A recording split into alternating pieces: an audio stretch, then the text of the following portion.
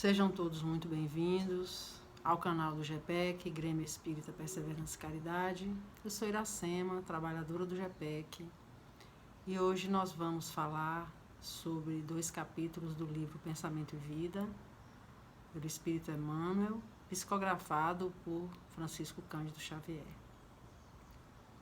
Vamos então elevar os nossos pensamentos até Jesus, pedindo a Ele o envolvimento na sua amorosidade curativa, para que possamos abrir nossos corações, nos deixar envolver por fluidos de tranquilidade, de paz, e que as palavras trazidas por Emmanuel, com base no Evangelho de Jesus, possam tocar nossos corações de verdade e nos ajudar a transformar nossas vidas, que é a nossa tarefa principal na nossa existência.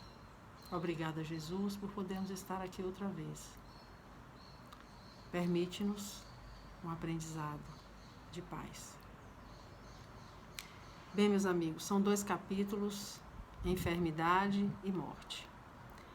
E Emmanuel, já no parágrafo inicial do capítulo enfermidade, que eu vou ler porque é um parágrafo bastante importante.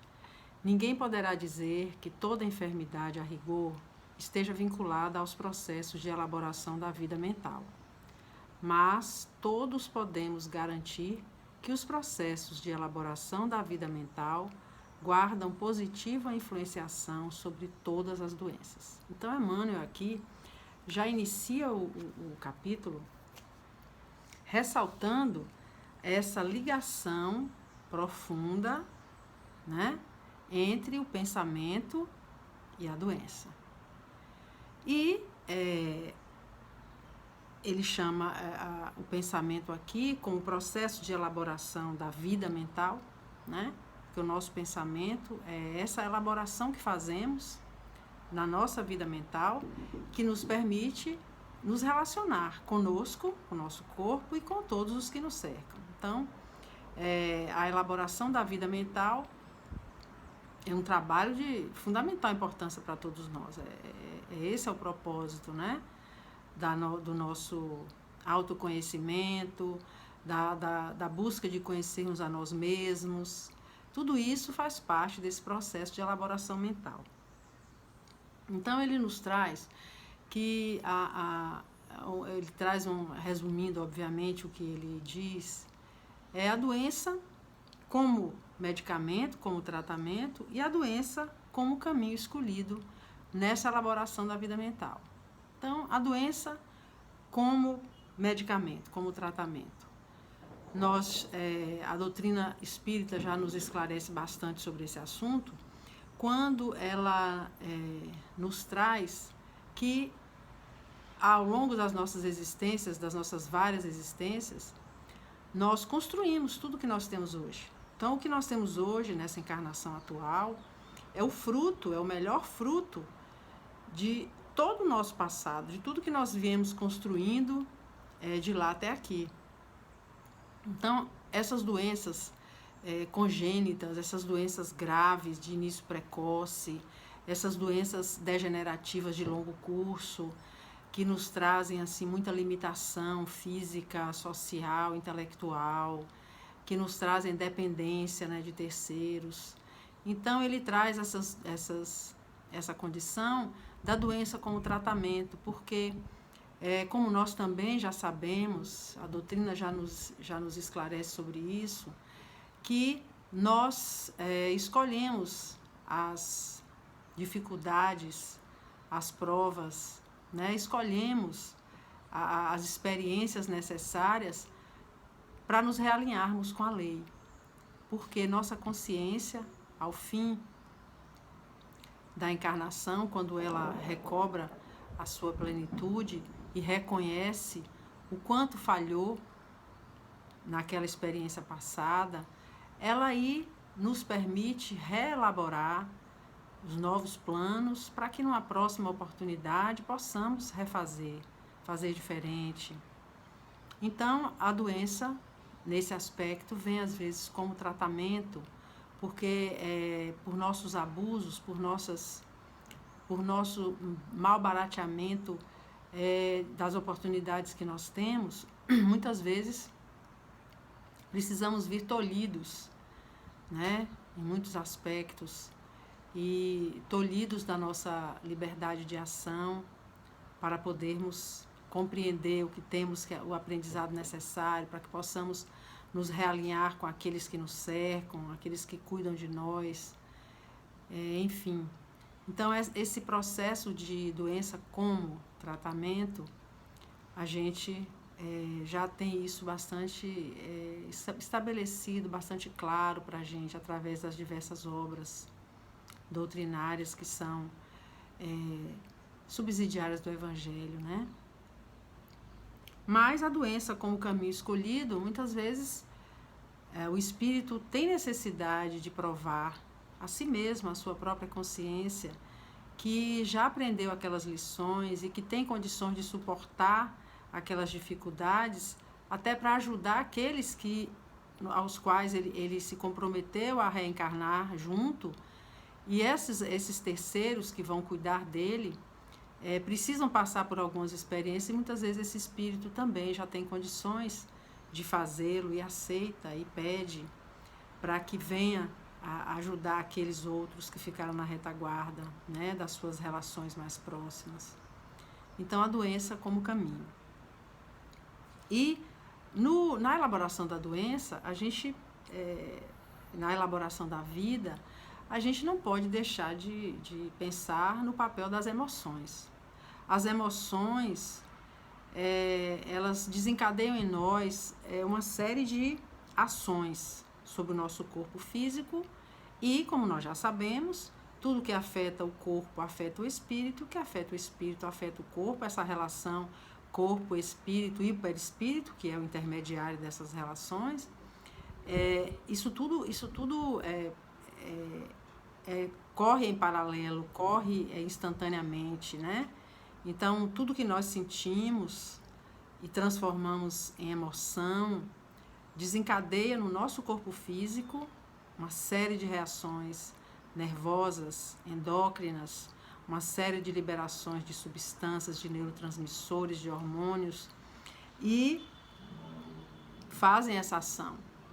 Então, seja a emoção boa ou seja a emoção ruim, ela vai encontrar os elementos físicos para desencadear aquela reação e trazer aquela sensação ao nosso corpo, e essa sensação, como eu já disse, sendo boa ou ruim, vai desencadear a liberação dessas substâncias. Então, quando estamos muito felizes, quando estamos satisfeitos, contentes, percebemos a diferença no nosso corpo. Temos mais disposição, temos mais paciência, temos mais alegria, toleramos mais as dificuldades, toleramos mais as coisas difíceis que acontecem.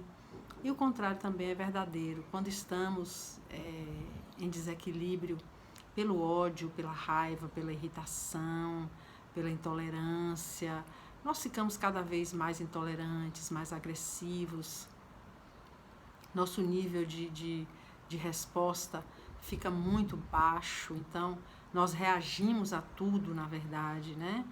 Reagimos de uma maneira intempestiva, sem realmente prestar atenção no que estamos fazendo, porque nós desencadeamos no corpo essas descargas, e essas descargas causam sintomas no corpo. Então, eu tenho a frequência cardíaca alta, minha pressão aumenta, eu fico pálida porque os meus vasos se contraem, ou então eu faço uma vasodilatação tão grande que eu também me sinto mal e aí acabo que desmaio. O meu estômago fica revirado, eu tenho uma sensação de vômito, às vezes preciso vomitar, ou eu simplesmente libero meus esfíncteres, né, e libero a urina, enfim. O nosso corpo responde imediatamente a essas emoções. E nós precisamos ter noção da importância disso, precisamos compreender o quanto a repetição dessas descargas pode nos trazer de benefício e pode nos trazer malefícios.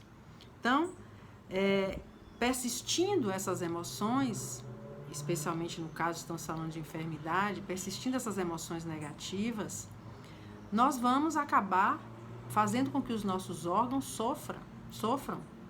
E à medida que esses órgãos vão sofrendo repetidamente, reiteradamente, nós acabamos por enfraquecê-los e causamos as doenças.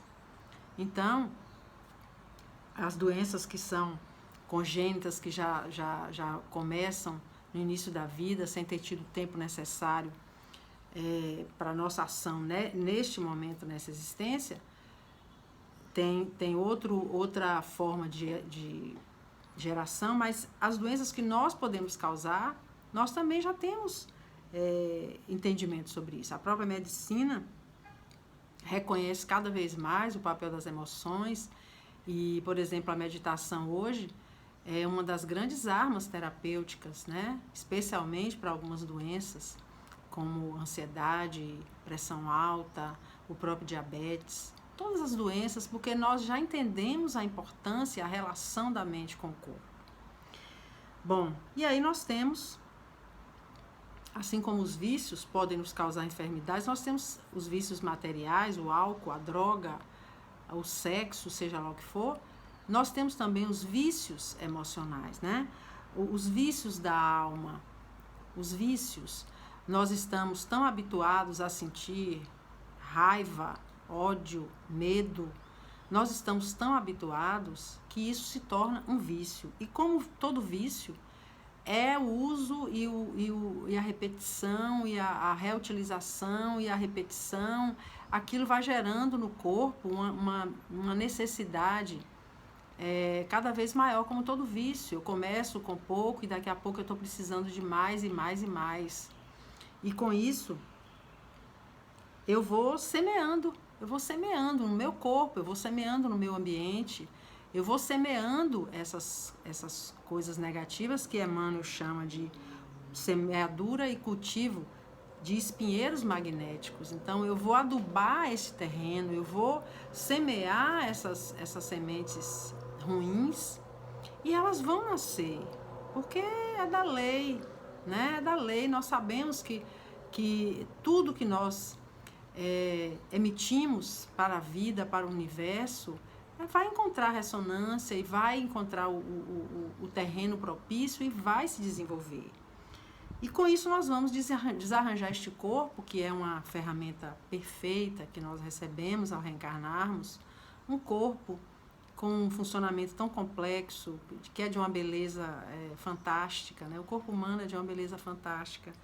E nós vamos destruindo esse corpo, na medida que vamos repetidamente colocando sobre ele toda essa carga de emoções. E temos também o lado positivo, na medida que nos tornamos conscientes dessa situação, dessa complexidade, nós também podemos mudar e podemos desanuviar, vamos dizer assim, esse corpo dessas emoções negativas, mudando o nosso padrão de pensamento, o nosso padrão de emoção. Então, Emmanuel nos traz mais uma vez o fortalecimento desse entendimento que nós somos responsáveis, que nosso pensamento constrói, nosso pensamento plasma, especialmente em nós, inicialmente, aquilo que nós somos, aquilo que sentimos, aquilo que desejamos. Então, precisamos ter consciência desse poder que nós temos, tanto para o bem quanto para o mal. Precisamos aceitar a responsabilidade sobre esse corpo que nos foi concedido para essa experiência, que é a nossa vestimenta, que é necessária para que essa temporada aqui, nessa encarnação, possa acontecer da melhor maneira, que possamos aproveitá-la da melhor maneira. E para isso temos que nos conscientizar dessa responsabilidade que temos sobre esse corpo. E, obviamente, quando estamos mudando esse pensamento, quando estamos tomando consciência dessa relação tão profunda entre o nosso pensamento, as nossas emoções e as nossas doenças, nós podemos modificar essa trajetória e podemos sair daquele caminho que é o caminho do suicídio inconsciente. Porque toda vez que maltratamos o nosso corpo, seja com vícios materiais ou com vícios morais, emocionais, nós estamos cometendo suicídio indireto. Porque estamos buscando acelerar a deterioração dessa máquina que recebemos, dessa vestimenta tão importante que recebemos para alcançarmos o objetivo dessa encarnação. Então, a enfermidade, nós temos que nos lembrar, é de nossa responsabilidade, de um jeito ou de outro é de nossa responsabilidade. Então, que possamos modificar nossos hábitos, possamos modificar nossa maneira de reagir, porque a mente, nossa mente é o espelho da vida. Nós projetamos a vida que nós queremos. Então, nós temos esse poder. Nós criamos a nossa vida através do pensamento. E esse é um tema que Emmanuel, e é o tema deste livro, Pensamento e Vida, que é um livro de extrema importância para o entendimento dessas coisas. Nós precisamos compreender o que significa isso. Como que a mente é o espelho da vida. Porque tudo que eu projeto nela vai se projetar na minha vida. Ela é a tela, a minha tela mental é a tela pela qual eu vejo o mundo. Então, o meu pensamento, ele vitaliza. Ele vitaliza, dá movimento, ele cria, ele constrói ou ele destrói, porque ele tem esse poder. Então, quando nós começamos a pensar muito numa coisa, quando nós começamos a acreditar muito numa coisa, a ponto de pensarmos nela o tempo todo e desejarmos que aquilo seja verdade, que aquilo se concretize, nós vamos criando formas. E essas formas vão se tornando o cenário da nossa vida. E muitas vezes, quando nós estamos obcecados por alguma ideia, né, nós ficamos presos a essa ideia e prendemos a nossa vida ali também. Então, tudo na nossa vida gira em torno daquilo. Quando eu tenho muito medo, eu começo a viver em função desse medo. Então, eu começo a ter medo da doença, eu começo a ter medo do ladrão, eu começo a ter medo de ser abandonado pelos meus filhos, pelo meu companheiro, pela minha companheira. Eu começo a viver o mundo com base no medo, porque o meu cenário, a minha mente só consegue enxergar o medo. Eu tenho essa ideia fixa, que o Espiritismo chama de monoideia. E na medida que eu vou repetindo e alimentando essa ideia, eu vou criando o hábito de pensar daquela forma. Então, eu começo a ver perigo em todos os lugares, eu começo a ver ameaças em todos os lugares, e eu vou alimentando essa ideia. E isso vai tomando conta da minha vida. Eu organizo a minha vida toda com base para evitar esses perigos que eu criei. E como qualquer coisa, né, na nossa vida, esse treinamento acontece e nos leva ao resultado. Tudo na nossa vida é um treinamento que nos leva a um resultado. Quando eu estou na escola, eu vou passando de classe, de disciplina, e vou me submetendo às regras, e ao fim do período eu recebo um diploma. O diploma é o quê? O diploma é um documento que confirma que eu cumpri todas as etapas, que eu repeti todos os processos iniciais até os finais para me tornar aquele profissional ou para alcançar aquele grau de instrução que me foi oferecido. Então, o diploma nada mais é do que isso. Ele é o certificado de que eu cumpri as etapas, que eu repeti as lições, que eu realizei as provas e que eu fui aprovada, e com isso eu tenho esse diploma. E aí nós podemos, como ele diz no livro, o diploma, confirmação do tempo de recapitulações indispensáveis ao domínio do aprendiz, num certo campo de conhecimento para servir à coletividade. Porque todo diploma, toda a graduação, pós-graduação, tem um propósito de garantir que aquele indivíduo alcançou aquele aprendizado e que ele está pronto para servir a coletividade. Assim somos nós também. E qual é o nosso diploma? Nosso diploma, como Emmanuel nos traz, nosso diploma é a morte. A morte é a certidão das experiências repetidas pelo espírito que o levaram até aquele ponto da vida. Então, o que é a morte? Eu caminhei durante a minha encarnação, eu realizei as tarefas com as quais eu me comprometi ou não, eu fiz dessa ou daquela maneira e eu sou agora diplomado com a morte, quando eu vou tomar consciência, sem as amarras do corpo, da minha trajetória. Se esse conteúdo, se esse aprendizado que eu fiz foi o aprendizado, o melhor aprendizado que eu pude, eu aprendi o que eu tinha que aprender, eu me realinhei com a lei divina, eu procurei trabalhar no bem, eu procurei me conhecer melhor para me transformar, eu vou ter a minha cota de céu. É o meu céu, quem constrói o céu sou eu mesma.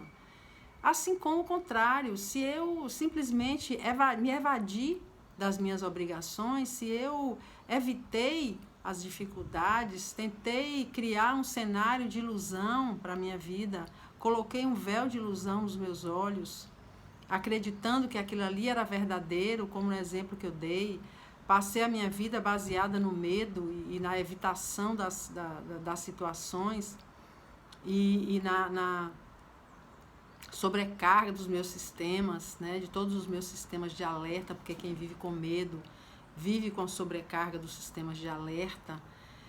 Se eu assim fiz, eu também vou chegar na minha cota de inferno, porque eu não tenho sossego, eu não tenho paz, a minha consciência não está em paz, porque a morte, esse diploma que essa encarnação nos traz, ele vai atestar como foi que eu levei a minha vida. Então, o que é o diploma da morte? Como eu levei a minha vida? O que foi que eu fiz durante a minha vida corpórea? Como foi que eu encarei os meus desafios?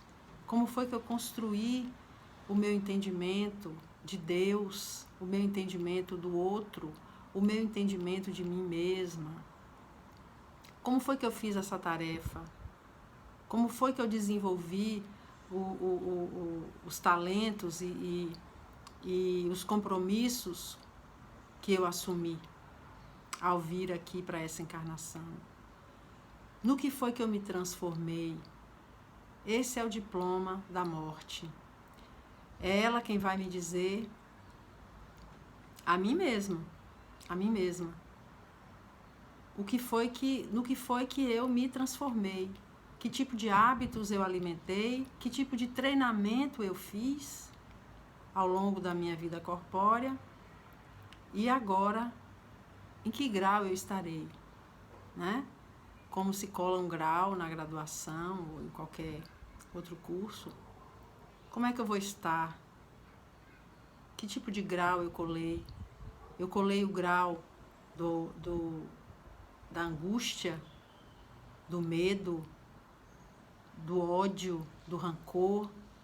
Eu estou ali vivendo e revivendo aqueles sentimentos negativos que eu alimentei ao longo da vida, aquela mágoa que eu não consigo apagar do meu coração, e com isso eu foco naquele ou naquela que me causou aquela mágoa e transformo aquela mágoa no meu propósito de vida e abro mão do resto e deixo o resto andar à deriva, né? Seguir a deriva, porque eu só consigo pensar naquilo, naquela monoideia de que preciso me vingar, ou então de que eu sou a grande vítima, de que todos estão contra mim e que eu não tive nada em meu favor, eu não consegui ninguém para me estender a mão e hoje eu sou a grande vítima.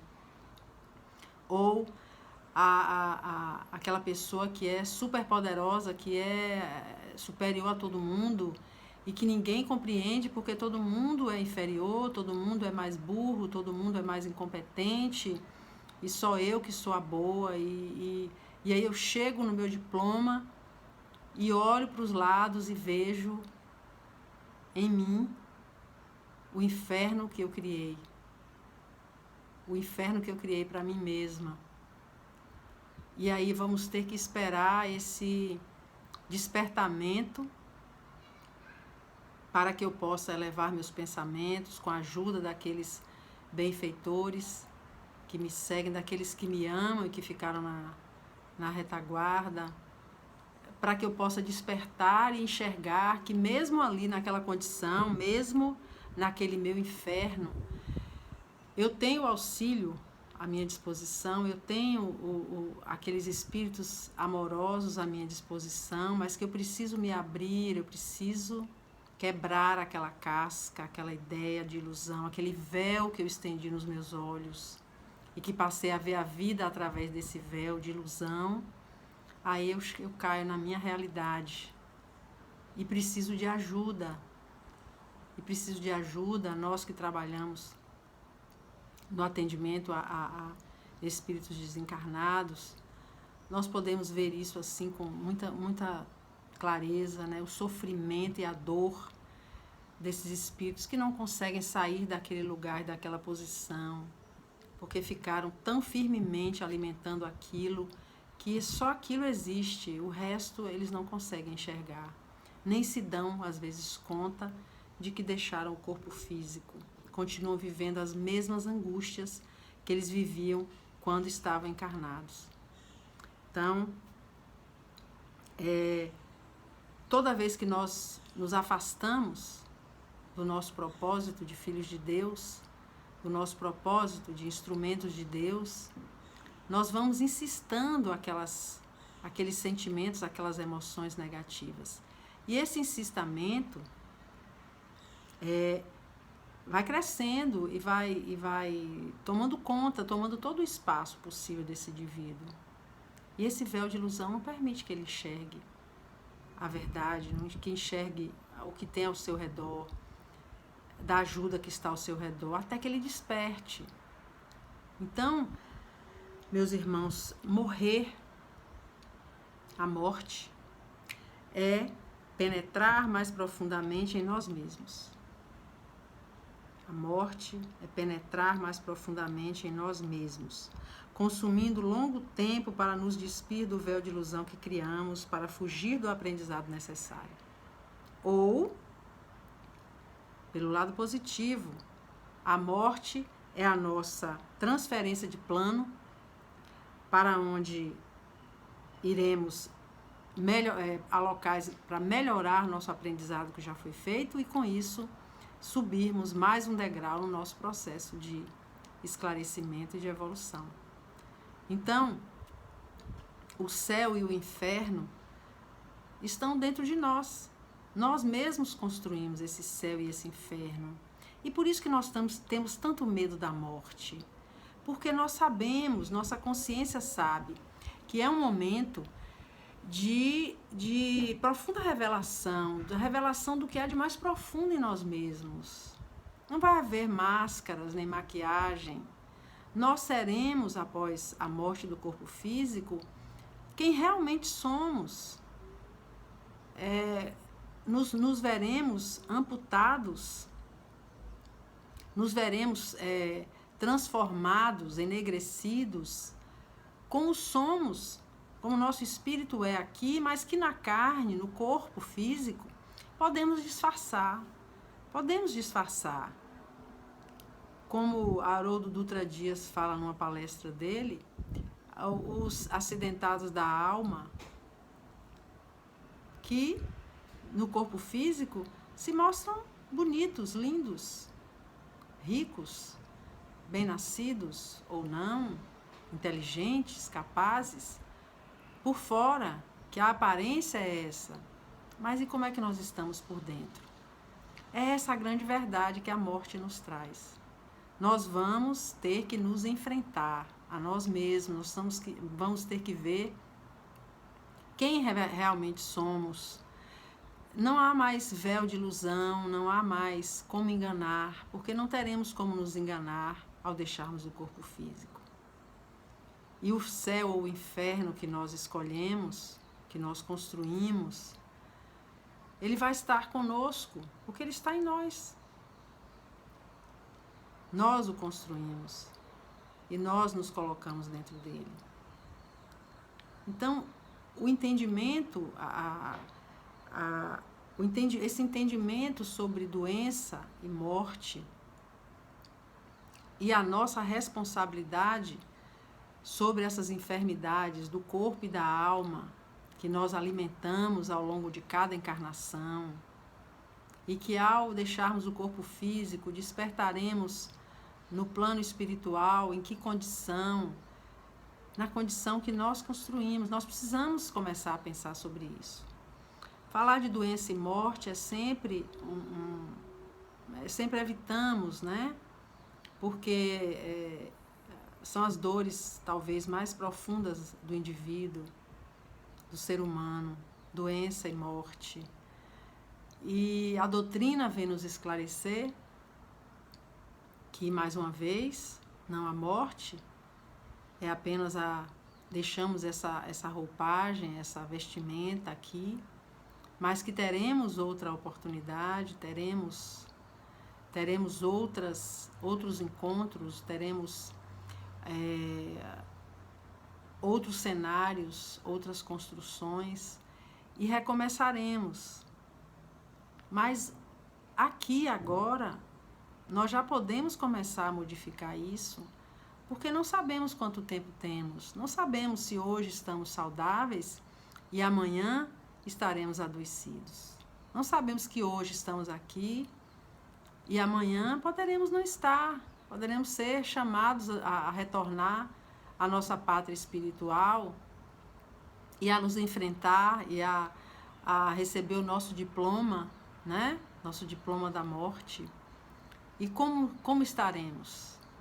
Cabe a nós agora, nesse instante, meus irmãos, que já temos acesso a esse conhecimento libertador, a essa doutrina consoladora, que nos permite repensar, refazer e buscarmos uma forma nova de vivermos, olharmos para dentro de nós mesmos, para não termos tanto medo da morte, porque ao morrermos, seremos nós mesmos com olhos sem véus, sem ilusões. Então não temos por que temer tanto, porque nós já teremos feito um trabalho de autoconhecimento verdadeiro, já teremos buscado vencer nossos limites, nossas fraquezas, e já teremos nos realinhado com o entendimento da lei divina e da responsabilidade que esse entendimento nos dá. Nós somos os construtores da nossa vida, nosso pensamento plasma a vida que nós queremos e precisamos nos apropriar desse conhecimento, desse entendimento e aplicarmos a nossa vida real, aqui e agora, o concreto que nós temos hoje, a nossa vida que está agora, nesse momento, porque só temos agora, o ontem já foi, amanhã não sei. Então, o momento que eu tenho para agir é o hoje, é agora. E esse é o chamado que a doutrina nos faz. Que possamos, então, aproveitar todo esse cabedal de informações, de conhecimentos, que possamos aplicar nas nossas vidas hoje e todos os dias que virão. Todos os dias a nossa mudança de hábitos, a observação das nossas emoções, o que elas desencadeiam em nós, como nós reagimos entre a emoção e o ato, como nós nos sentimos, porque é nesse intervalo aí que nós podemos modificar nossos atos, de nos tornarmos menos reativos, menos impulsivos, de pensarmos melhor antes de falar e de fazer as coisas, antes de liberar a energia que possa machucar e magoar e destruir as coisas e as pessoas que temos ao nosso redor. Enfim, meus irmãos, Emmanuel mais uma vez nos convida a essa reflexão profunda e a esse despertamento para a nossa responsabilidade na transformação de nós mesmos. Esse é o nosso grande trabalho. E, como Jesus nos disse, amar a Deus sobre todas as coisas e ao próximo como a si mesmo, nós precisamos começar por nós. Precisamos nos conscientizar de que somos responsáveis pelo nosso céu, pelo nosso inferno, e que a morte vai ser apenas o atestado, o diploma de toda essa trajetória que fizemos aqui, enquanto estamos encarnados. Então vamos agradecer ao Mestre Jesus, vamos agradecer à espiritualidade por mais essa oportunidade de podermos falar sobre a vida verdadeira, nos lembrando que somos espíritos imortais, filhos de Deus muito amados e cercados por todo o auxílio que necessitamos, que possamos elevar nossos pensamentos e nossos corações a Deus, que possamos nos abrir para perceber essas presenças amigas, amorosas ao nosso redor, que se empenham tanto em nos sustentar, em nos apoiar, em nos orientar. Que possamos transformar nossos corações, compreendendo quem somos, as nossas fraquezas, e nos desvencilhando cada dia dos véus, através da nossa mudança de hábitos, tirando nosso véu de ilusão e nos permitindo viver a vida verdadeira. Agradecemos, Jesus, a essa grande oportunidade de podermos estar juntos outra vez. Que o Senhor nos envolva, que os nossos anjos guardiães nos fortaleçam. Agradecendo a oportunidade de estarmos aqui encarnados, onde tantos desejam, tantos aguardam essa oportunidade, e nós aqui estamos, que possamos fazer o melhor dela. Que assim seja. Obrigada, meus amigos, e até uma próxima oportunidade.